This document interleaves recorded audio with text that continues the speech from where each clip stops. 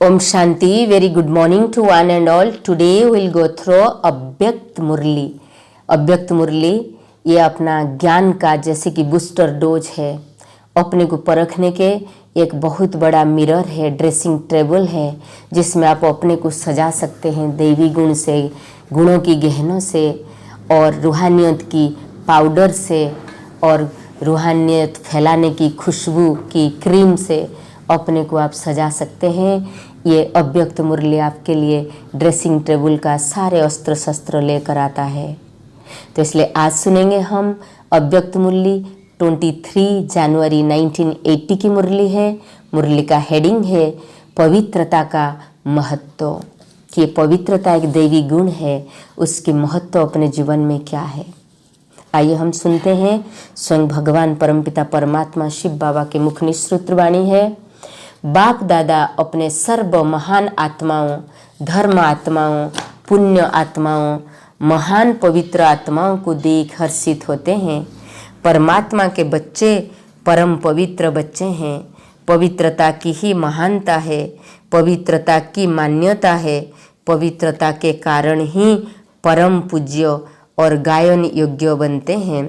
पवित्रता ही श्रेष्ठ धर्म अर्थात धारणा है। इस ईश्वरीय सेवा का बड़े से बड़ा पुण्य है। पवित्रता का दान देना, पवित्र बनाना ही पुण्य आत्मा बनना है, क्योंकि किसी आत्मा को आत्मघात महापाप से छुड़ाते हो। अपवित्रता आत्मघात है, पवित्रता जीवदान है। पवित्र बनाना अर्थात पुण्य आत्मा बनाना। गीता के ज्ञान का वह वर्तमान परमात्म ज्ञान का जो सार रूप में स्लोगान बनाते हो, उसमें भी पवित्रता का महत्व बताते हो। पवित्र बनो, योगी बनो, यही स्लोगान महान आत्मा बनने का आधार है। ब्राह्मण जीवन के पुरुषार्थ के नंबर भी पवित्रता के आधार पर है। भक्ति मार्ग में यादगार पवित्रता के आधार पर है। कोई भी भक्त आपके यादगार चित्रों को पवित्रता के बिना टच नहीं कर सकते। जिस दिन विशेष देवी व देवताओं का दिवस मनाते हैं, उस दिन का महत्व भी पवित्रता है। भक्ति का अर्थ ही है अल्पकाल, ज्ञान का अर्थ ही है सदाकाल। तो भक्त अल्पकाल के नियम पालन करते हैं, जैसे नवरात्रि मनाते हैं, जन्माष्टमी अथवा दीपमाला या कोई विशेष उत्सव मनाते हैं, तो पवित्रता का नियम अल्पकाल के लिए जरूर पालन करते हैं।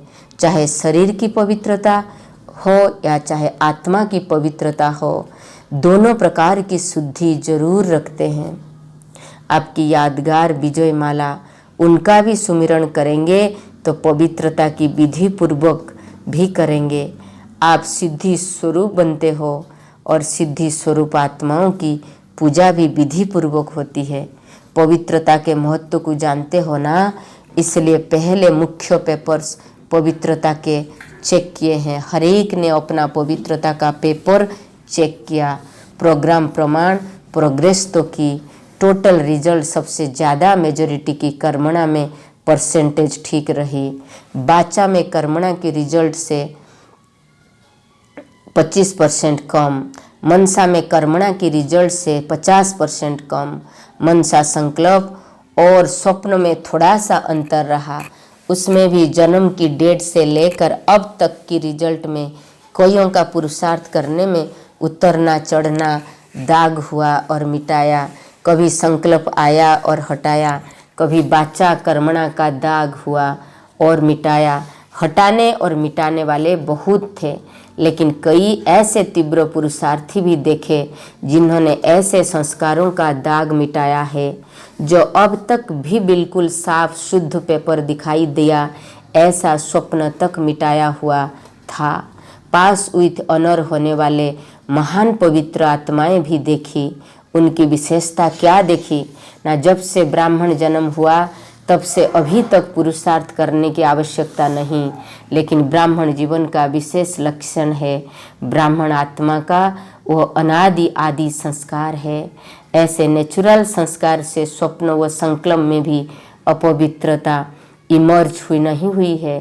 संकल्प आवे और विजयी बने, इनसे भी ऊपर नेचुरल संस्कार रूप में चले हैं। इस सब्जेक्ट में पुरुषार्थ करने की आवश्यकता नहीं रही है। ऐसे परम पूज्य परम संस्कार वाले भी देखे, लेकिन माइनॉरिटी नॉलेजफुल होते हुए भी, औरों को पवित्र बनने की विधि बताते हुए भी, औरों को कमजोरियों को सुनते हुए भी, उनको बाप की श्रीमत देते हुए भी, औरों को कमजोरियों को सुनते हुए भी, उनको बाप की श्रीमत देते हुए भी, स्वयं सदा सुनते हुए जानते हुए भी सदा स्वच्छ रहे, अर्थात पवित्रता की सब्जेक्ट में सिद्धि स्वरूप रहे। इसलिए ऐसे परम पवित्र आत्माओं का पूजन भी सदा विधि पूर्वक होता है।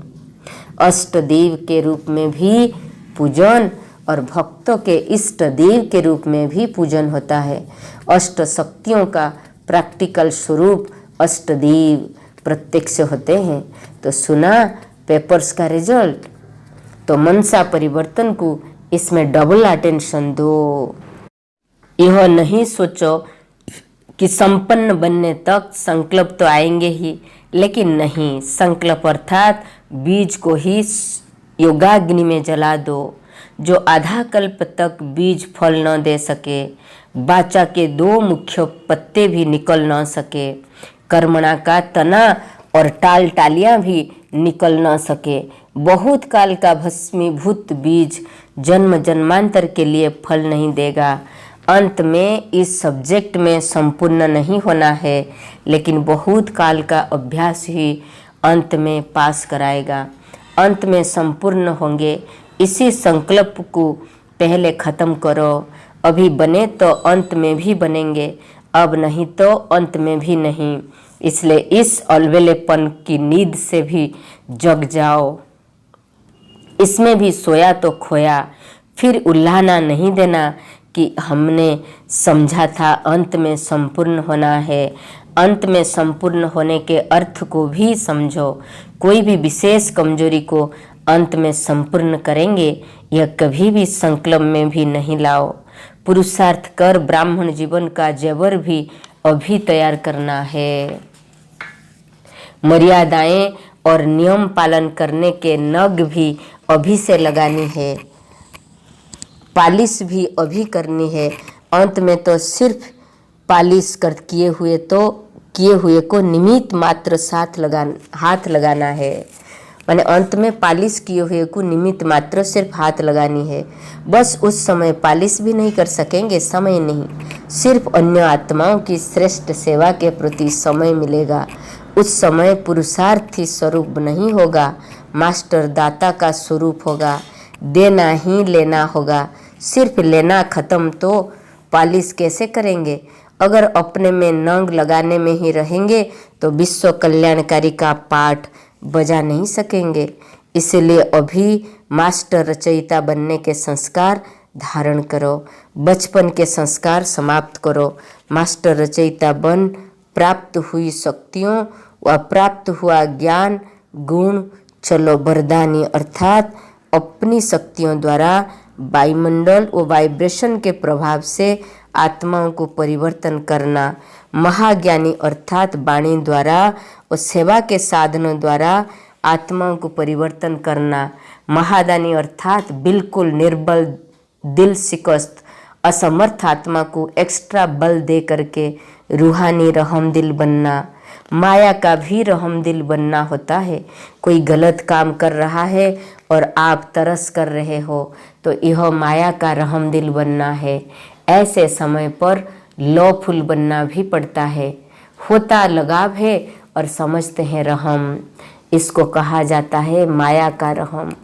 ऐसा रहमदिल नहीं बनना है। इसलिए कहा रूहानी रहमदिल, अर्थात बिल्कुल होपलेस केस में होप पैदा कर लेना। अपनी शक्तियों के आधार से उनको सहयोग देना, अर्थात महादान देना। यह प्रजा के प्राप्ति है, वारिश है। दान सदा बिल्कुल गरीब को दिया जाता है, बेसहारा को सहारा दिया जाता है। तो प्रजा के प्रति महादानी व अन्य अंत में भक्त आत्माओं के प्रति महादानी। आपस में एक दूसरे के प्रति ब्राह्मण महादानी नहीं, वो तो आपस में सहयोगी साथी है। भाई भाई हो या हम शरीक पुरुषार्थी हो, सहयोग दो, दान नहीं देंगे। समझा? तो अब इस संकल्प को भी समाप्त कर लो। कभी हो जाएगा यह कब शब्द भी खत्म। तीव्र पुरुषार्थी कब नहीं कह सकते, सदा कब नहीं तो अब कहो। तो सदा तीव्र पुरुषार्थी बनो। ऐसे सदा विश्व कल्याणकारी महान पवित्र आत्माएं संकल्प व स्वप्न में भी अपवित्रता से परे रहने वाले ऐसे परम पूज्य अभिमाननीय गायन योग्य कर्म योगी सदा स्वकल संकल्प और स्वरूप द्वारा सेवाधारी ऐसे पुण्य आत्माओं को, वरदानी महादानी बच्चों को बाप दादा का याद प्यार और नमस्ते। ओम शांति। Have a good day. God bless you.